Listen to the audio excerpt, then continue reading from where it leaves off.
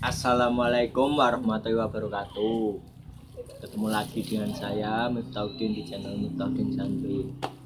Kali ini saya pengen membuat video tentang perjalanan saya yang agak-agak menyeramkan di Gunung Merbabu Vyatin 2. Sebelumnya saya tidak pernah berpikir sama sekali bahwa mendaki Gunung Vyatin 2 itu sangat-sangat menyeramkan. Awalnya tuh berawal dari kegabutan saya dengan nggak ada kerjaan sama sekali, dan pada saat itu masih keadaan liburan dan saya nggak ada kegiatan sama sekali. Akhirnya saya mengajak abang saya tuh bernama Muhammad Haji Subakti. Dia sama seperti saya, sedang kuliah. Sekarang dia kuliah di Semarang juga, sama seperti saya. Awalnya tuh saya mengajak dia tuh juga iseng-iseng, tapi dengan modal nekat seadanya. Akhirnya kita juga jadi berangkat ke Merbabu Vyatin 2 itu. Pertama, kami mengumpulkan berbagai macam makanan buat logistik nanti di atas kayak gitu. Yang kita bawa hanyalah ya kayak sarimi, terus gel, roti, dan sebagai logistik yang biasanya kita bawa. Pada saat itu kami belum tahu arah tujuannya tuh kemana. Lalu kami mencari di Google, di YouTube, itu ada Merbabu Vyatin 2. Di Merbabu itu awalnya saya nggak tahu sama sekali Vyatin 2 itu apa. Terus nonton, ternyata tuh juga bisa naik sampai puncak Syarif, terus bisa naik sampai puncak Genteng 9. Tapi pada saat itu saya dan abang saya belum tahu medannya kayak apa. Akhirnya kami pun berangkat setelah packing, membawa carrier, tenda, terus membawa tas. Kita berangkat memakai motor Beat warna hitam pada saat itu. Lalu berangkat, awalnya abang saya yang di depan, tapi karena saya agak jago menggunakan map, akhirnya abang saya di belakang dan saya yang menyetir yang di depan. Langsung menyusuri jalan terus mengikuti map. Akhirnya kita sampai di perkampungan, dan saya di perkampungan itu jalannya terjal sekali saat menuju ke base camp Vyatin 2. Jalannya terjal, naik. Awalnya kita salah jalan, kita melewati jalan yang buntu. Akhirnya kita pokoknya terus optimis bisa sampai ke base camp tersebut. Setelah sampai di base camp itu sekitar jam 11 langsung melakukan registrasi pembayaran, tanya-tanya sama base campnya, lalu tanya-tanya. Akhirnya kita melakukan pendakian. Habis melakukan pendakian tuh kita kaget sekali medannya. Dari base camp sampai pos 1 itu langsung nanjak. Awalnya tuh naik, terus naik langsung menyusuri sawah-sawah kayak gitu. Terus ada kebun kayak kebun bako. Ya kebun bako lah yang buat rokok itu. Naik terus melewati hutan pinus.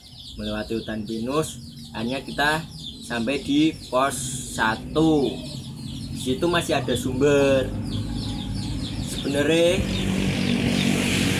di base camp kita tuh udah dikasih tahu sama pihak base camp kalau nanti kalau di pos 1 kita nggak boleh ambil jalur kanan, karena jalur kanan itu adalah itu gang buntu sama ada air terjunnya.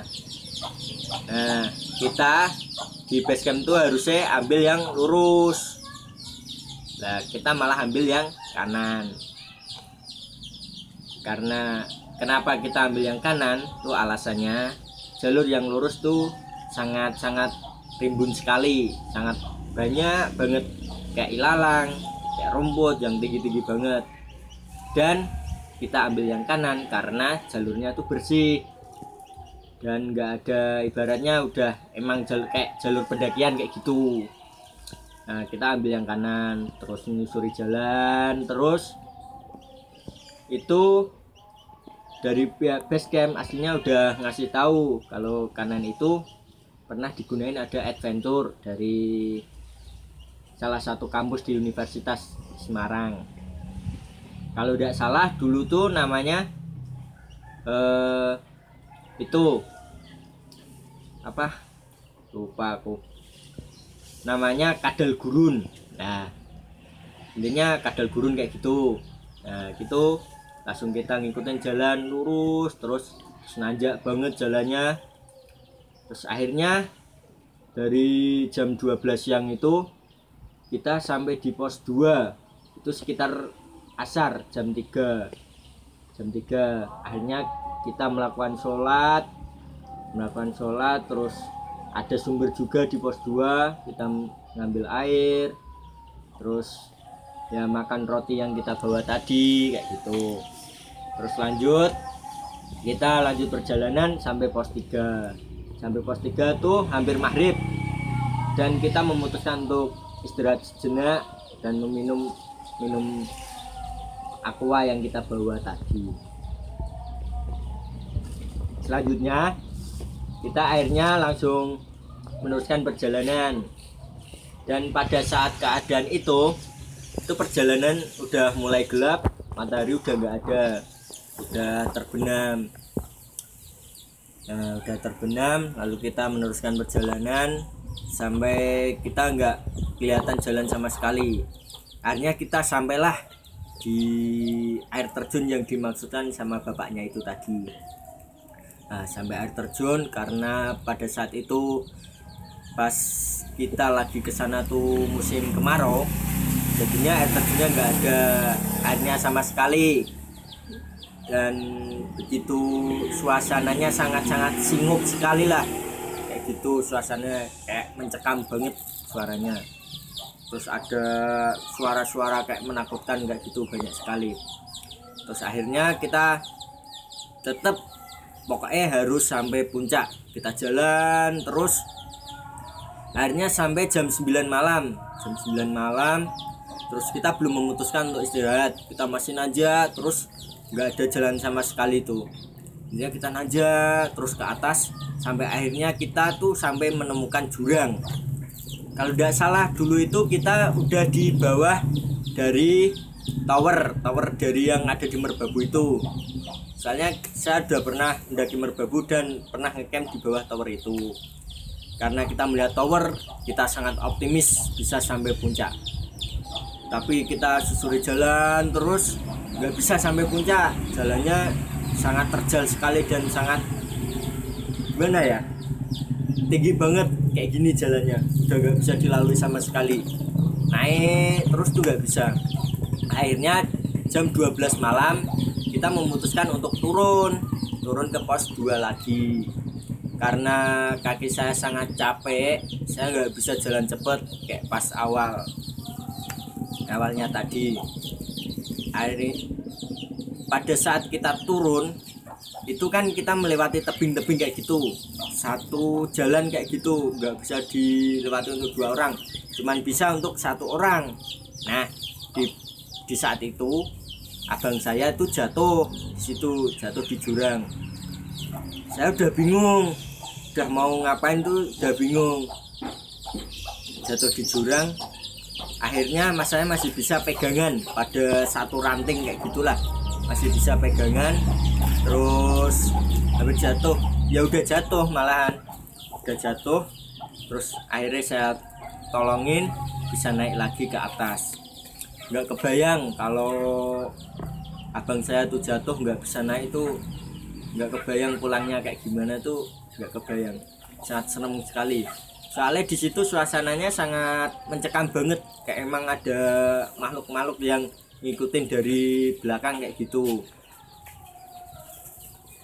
Nah, terus habis itu kita memutuskan camp di pos 2.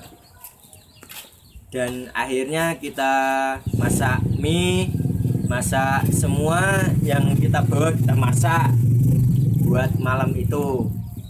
Ya belum semua sih, masih kita sisain yang kayak beras, masih ada mie setengah. Kita kan bawanya kan full satu, ya berapa ya, ya banyak sih, ada 6 mie instan. Kita masak dulu 3 karena sangat lapar sekali kan. Kita masak, kita gak khawatir karena di situ ada sumber air, makanya kita habisin airnya, nggak apa-apa kayak gitu pikirnya. Terus habis itu masak, makan terus tertidur. Lah di pagi harinya kita tuh kaget, ternyata jurangnya dalam sekali, dalam banget malah. Begitu beruntungnya saya sama abang saya bisa lolos dari jurang itu. Kalau nggak lolos ya mungkin tinggal nama pulang. Nah kayak gitu. Habis itu kita melakukan pulang dengan pelan-pelan karena kaki abang saya tuh gimana ya, ya sangat capek sekali lah, sangat capek sekali. Akhirnya kita pulang dan